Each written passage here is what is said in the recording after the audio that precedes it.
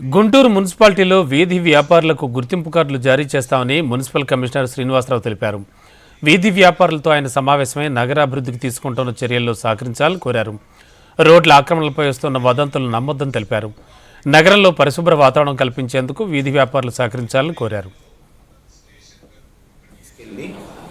వాటిని సంరక్షించి man power పెట్టుకొని వాటికి కావాల్సిన ఫీడ్ ఫుడ్ అంతా చేసి వాళ్ళు ఎవరైనా జెన్యున్గా ఓనర్షిప్ వస్తే వాళ్ళకి హ్యాండ్ ఓవర్ చేస్తున్నాం, పెనాల్టీస్ వేసి అట్ ద సేమ్ టైం వాళ్ళకి వార్న్ చేయడం కూడా జరుగుతుంది, మళ్ళీ రిపీట్ చేయొద్దు. కానీ దీని ముసుగులో కూడా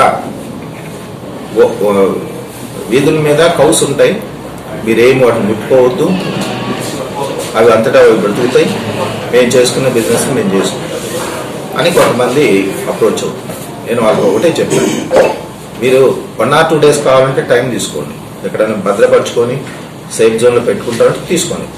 ఒకసారి తీసుకున్న తర్వాత మళ్ళీ రోడ్ల మీద రాకుండా మీరు అండర్టేకింగ్ ఇవ్వండి కూడా చెప్పారు. అలా కాకుండా మేము అన్ని నెలలు మేము రోడ్ల మీద పెంచుకుంటాం, ఆ తర్వాత వాటిని డిస్పోజ్ చేసుకుంటాం, ఇవన్నీ చట్ట ప్రకారం అంగీకరించే పరిస్థితులు లేవు.